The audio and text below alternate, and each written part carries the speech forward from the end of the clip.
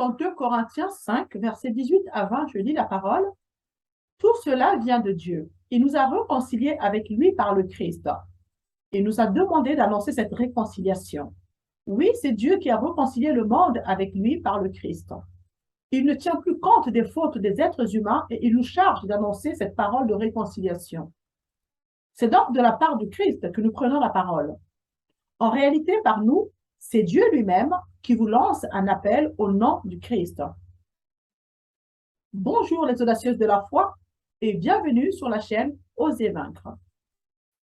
Es-tu réconcilié avec Dieu? Accepte d'être réconcilié avec Dieu si tu ne l'as pas encore fait. Je te le demande avec force, car en effet, les conséquences sont lourdes pour ton éternité.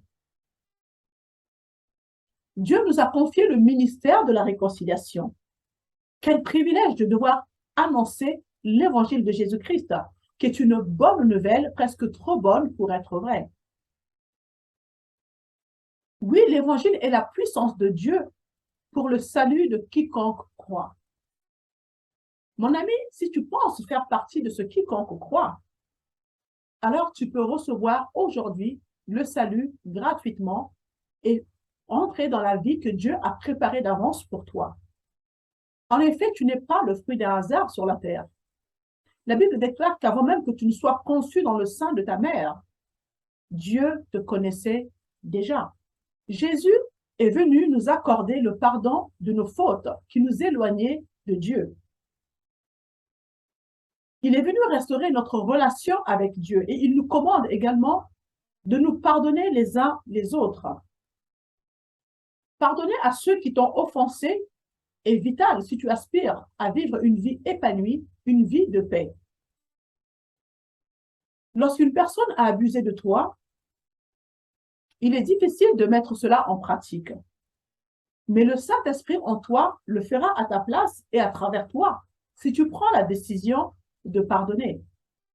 Oui, je reconnais que lorsqu'on a été victime de viol, d'inceste, de maltraitance, on aspire plus à la vengeance qu'au fait de pardonner son agresseur ou ses agresseurs.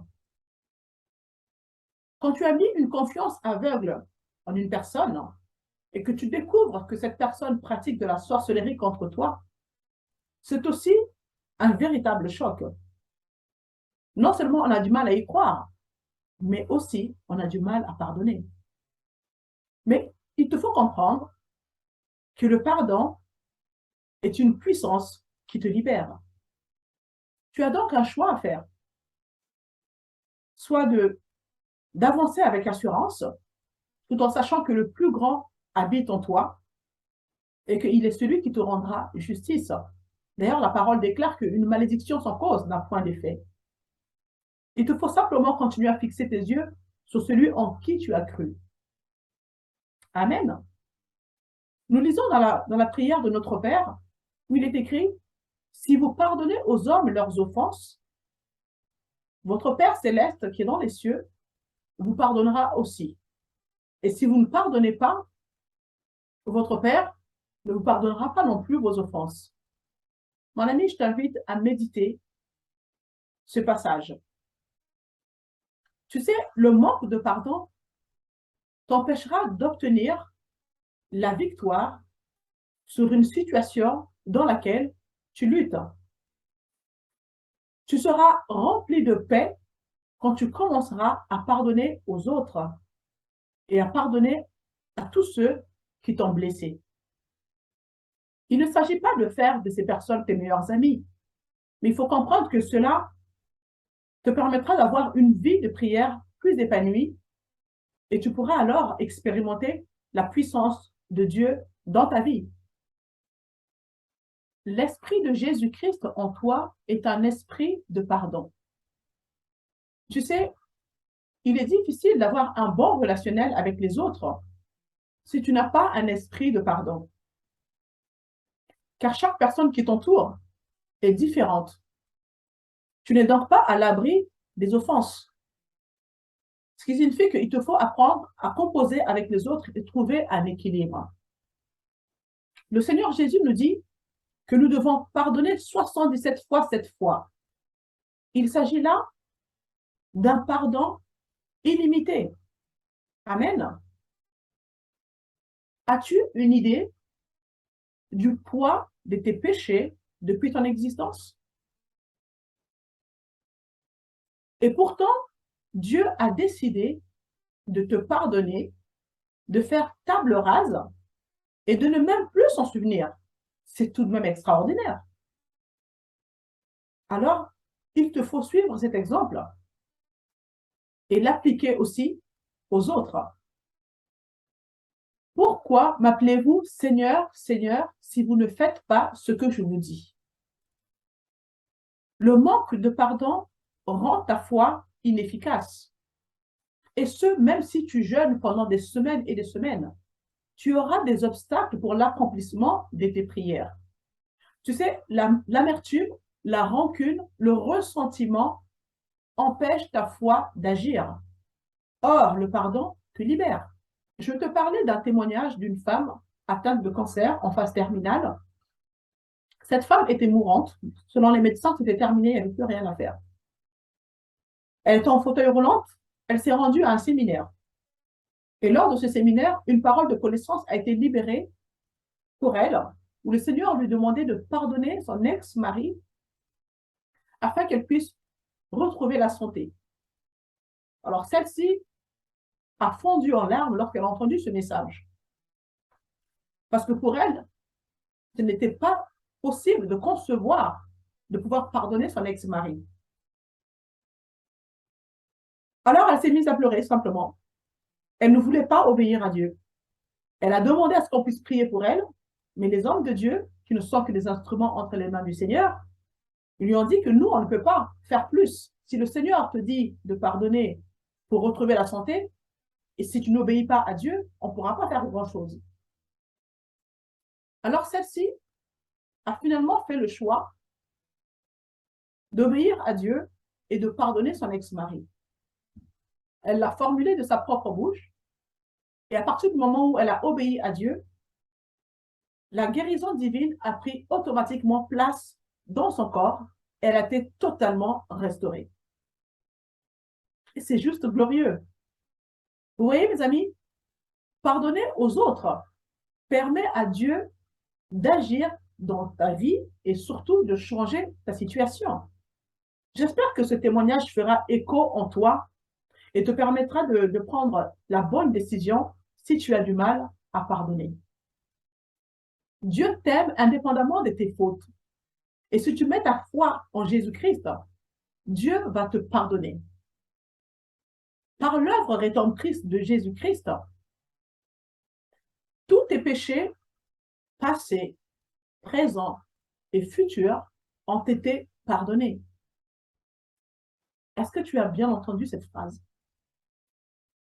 Par l'œuvre rédemptrice de Christ, tous tes péchés passés, présents et futurs ont été pardonnés. Est-ce que tu réalises cette bonne nouvelle presque trop bonne pour être vraie? C'est cela l'évangile de notre Seigneur Jésus-Christ. C'est simplement merveilleux. Alors, approche-toi de Dieu en toute humilité et répands-toi. Fais ce demi-tour qui te permettra de vivre à la vie que Dieu a préparée d'avance pour toi. Le salut est disponible. Il est gratuit. Pas besoin d'accomplir des bonnes œuvres pour obtenir le salut que Dieu t'offre comme un cadeau au moyen de la foi en Jésus-Christ. C'est tellement merveilleux d'être gracié de ses péchés et d'être réconcilié avec Dieu, ton Créateur, ton Père céleste. Il n'y a pas de mots pour décrire cela. Tu mèneras une vie de sanctification par amour pour Dieu. Quelle libération! Terminer la conscience de condamnation, la culpabilité, car en effet, la parole déclare qu'il n'y a plus de condamnation pour ceux qui sont en Jésus-Christ. Jésus-Christ a payé le prix une bonne fois pour toutes. Et c'est gratuit. Dieu met ce salut à ta disposition. Il te suffit simplement de t'approcher de lui en toute humilité. Ce que Jésus-Christ a accompli à la croix est suffisant pour Dieu. Il n'attend pas de toi que tu accomplisses des bonnes œuvres pour pouvoir obtenir ce salut. C'est un don gratuit. Tu sais, Dieu ne dédaigne pas un cœur contrit et brisé. Heureux celui que Dieu décharge de sa faute et qui est pardonné du mal qu'il a commis. Heureux celui que le Seigneur ne traite pas en coupable et dans l'esprit et sans hypocrisie. Mon ami, saisis la main que Dieu te tend. Saisis la main. Il est temps pour toi de te réconcilier avec Dieu. N'endurcis pas ton cœur. N'endurcis pas ton cœur si tu entends ce message. Tu sais, avoir un cœur endurci signifie avoir ce cœur insensible, ce cœur indifférent, ce cœur inflexible envers le Seigneur dans certains domaines. Tu sais, le péché endurcit le cœur. Et un cœur endurci ne libère pas la puissance de Dieu. Et même les bonnes choses qui occupent la place dans ton cœur peuvent endurcir ton cœur. Parce que ces choses étouffent la place que Dieu est censé prendre dans ta vie. Il te faut donc faire le choix dans ton cœur et de mettre la priorité qui est Dieu à la première place. Amen. Si tu ne sais pas encore comment faire pour inviter le Seigneur Jésus dans ta vie, je t'invite alors à faire cette prière avec moi à haute voix d'un cœur sincère. Est-ce que tu es prête? Alors on y va. Père céleste, je viens au nom de Jésus-Christ, ton Fils unique, que tu as donné au monde, afin que quiconque croit en lui ne périsse point, mais qu'il ait la vie éternelle. Je te demande, Père, de pardonner mes offenses et de me purifier par le sang de Jésus. Jésus, je te reçois dans mon cœur comme mon Seigneur et Sauveur personnel. Je confesse de ma bouche le Seigneur Jésus et je crois dans mon cœur que Dieu l'a ressuscité des morts. Je te remercie, Père, parce que je suis maintenant né de nouveau, sauvé, et j'ai la vie éternelle par la puissance du Saint-Esprit. Merci, Seigneur, au nom de Jésus-Christ. Amen. Tu es né de nouveau. Félicitations et bienvenue dans la grande famille des enfants de Dieu. Si tu as appris quelque chose dans cette vidéo, alors je t'invite à bénir les autres avec, à partager autour de toi et surtout, abonne-toi pour ne rien louper. C'était Ornella et je te dis à très bientôt. Merci.